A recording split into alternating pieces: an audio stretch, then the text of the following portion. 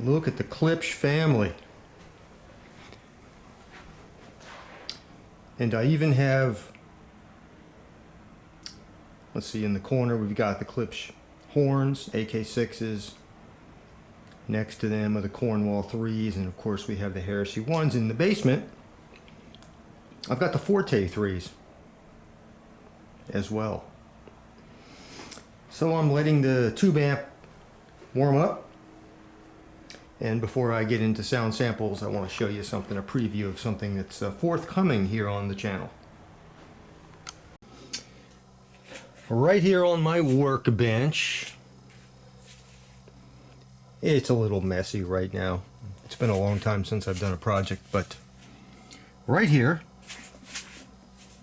we have the Nelson Pass amp camp version 1.8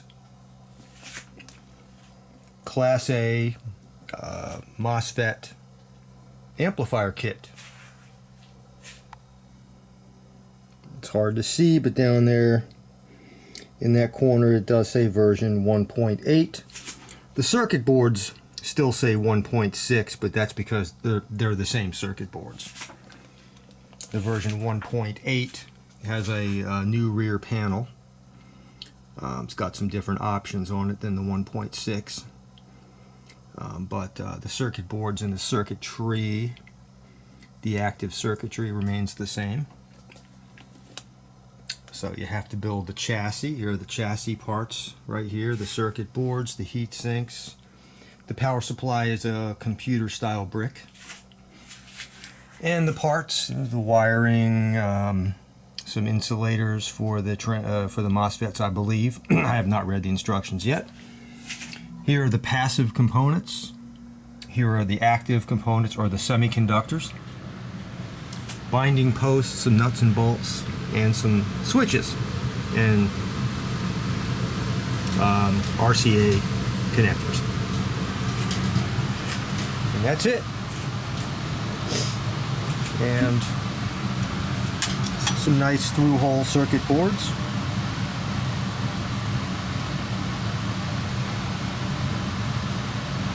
Not a whole lot to populate. Hell of a lot easier than the Akatika. It's a very simple circuit. Again, Class A, low power. And these can also be, it's a stereo, but it can be bridged for mono operation, so you can use these as mono blocks. And you also get RCA as well as XLR inputs. Pretty cool. So I'll be building this and making a series of videos on it as well. I'm sure other people have as well. These are very popular, but I'm going to do it as well and test it and give you some sound samples of this in stereo mode. All right, let's go give those Heresies a couple of sound samples. Hope you enjoy that.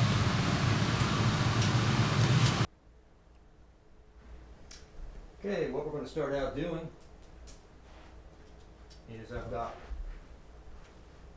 my Zoom mic about ear level, and let's go left and right and listen to a little bit of white noise first. Turn it up.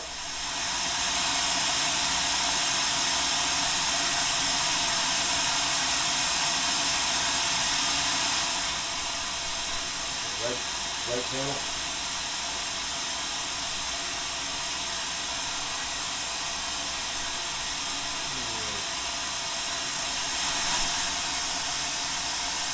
Left channel.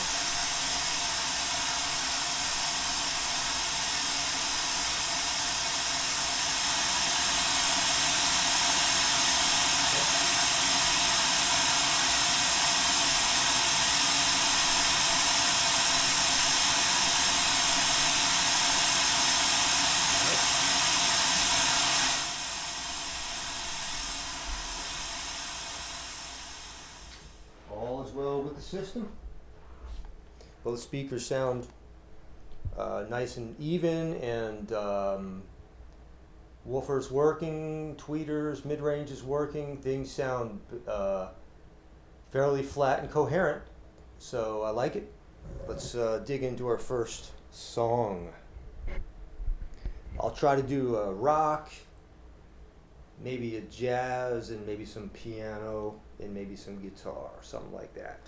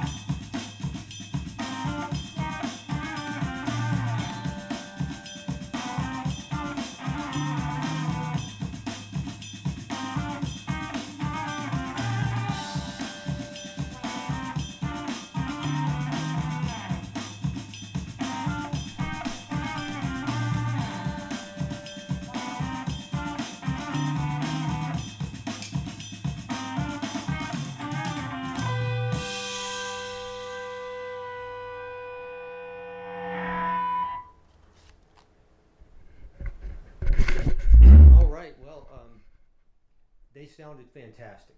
And we'll go on to the next song. I think I'll do a female vocal song. Do that Vanessa Dow song. Wonderful female vocals on that. We'll try that, and then do a little bit of a couple samples of, like I said, piano maybe, and some classical guitar. But my first impression of these speakers is they sound fantastic. Way better than they have a right to when you consider these were probably manufactured in the early 70s.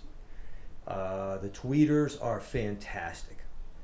Just I can't imagine having listening or listener fatigue with these things. They're very low distortion, very realistic. The hi-hats, I'm a drummer, the hi-hats, the cymbals were just awesome. The mid-range are as expected from good compression driver horn combos. Fantastic. Male vocals, great. I love the mid-range. I didn't sense any ringing, any honkiness. I didn't hear any congestion. The bass on these first-gen Heresies, to me, and I've heard about every generation, is way deeper than the current machination, the current iteration of these things. I cannot believe how deep the bass goes on the older generation Heresies. I'm hearing it. I would swear I'm hearing it down to about. I'm probably wrong, but I would swear I'm hearing it down to the mid, between the mid to lower 40s. It just sounds like it. I could be wrong. I've heard the current Heresies, and they just seem to lack low bass completely. I'm hearing low bass out of these things. Very good, and you're probably going to hear it too. Very good bass, tight bass. Maybe in the upper bass, I might hear what I'd call a little bit of upper. I don't know how to describe it. I'm not good with audio terminology. The only flaw I'm hearing is just maybe a little bit of upper bass congestion. It's hard to describe. Very hard to describe. That might be the only flaw, maybe. But everything else is absolutely flawless. I could listen to these speakers for hours on end. I can already tell, and I'm going to. I can already tell. They're just non-fatiguing, and they do have a sound. I mean, they have that Klipsch Heresy sound, which I'm not against. I'm not a guy looking for the perfect speaker. I like speakers that have a character, and these have a character, and I like the character of them. And these are just fantastic. Let's go on to another song.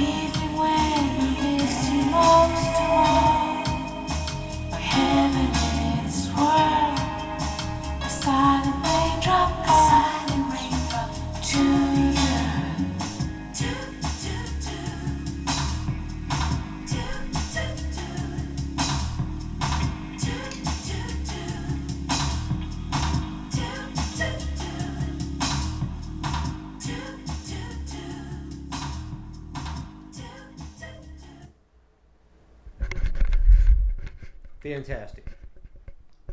Fantastic. I mean, and again, the bass, remarkable out of these things. Again, they're sealed enclosures, no vents.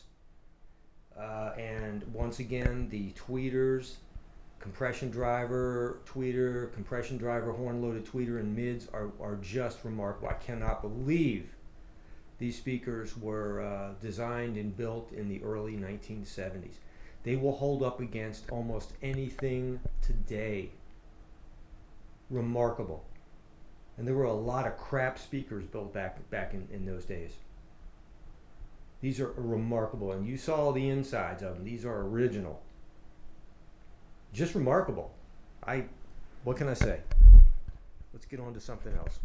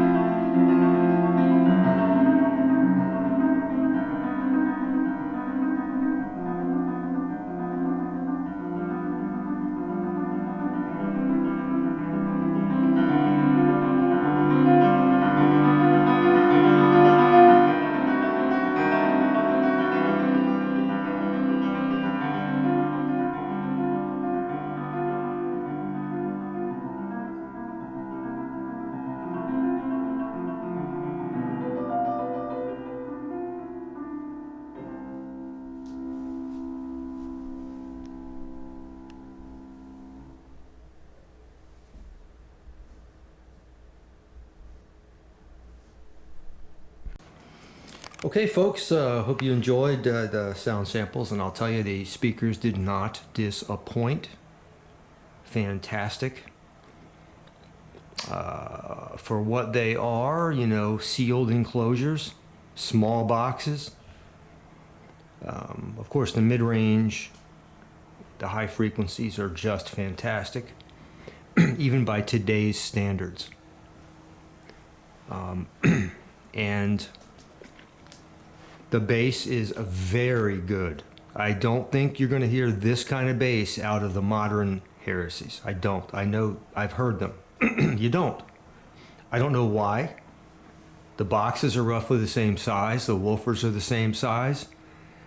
Don't know why the Heresy 1s produce better bass. That's what I hear.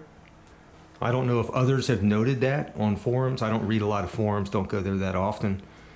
And I haven't on the Heresy 1s, but I don't know if others have noted that or not, but I'm noting it right now. And and wow. Other than, like I say, a little bit of what I sensed as the best way I can describe it is upper bass congestion. And maybe I'm wrong about that. The only songs I've listened to thus far through these speakers are the songs that you just heard with me. Maybe I'll change my mind, not sure. But I'd have to give them a 9 out of 10 for what they are, relative to what they are. And not even considering their age. They're excellent speakers. Excellent. And I like the way they look. I love classic stuff. I love classic vintage gear. And, you know, just looking at them sitting, you know, it's like a grandparent sitting alongside of, you know, their grandchildren here, the Klipsch family right here. And I've noted before, I think Klipsch has changed. I don't like their current company philosophy. But I'm glad that, you know, they were around when they were, and they've produced all these wonderful speakers over the years. I'm sad to see them take the direction they've taken. But I think they were bought out by a large corporation. I even think that their heritage models are suffering. Anyway, these are wonderful. If you get your hands on a pair of Heresy 1s, and they've held up over time, they haven't been destroyed by somebody, I highly recommend them. They're awesome.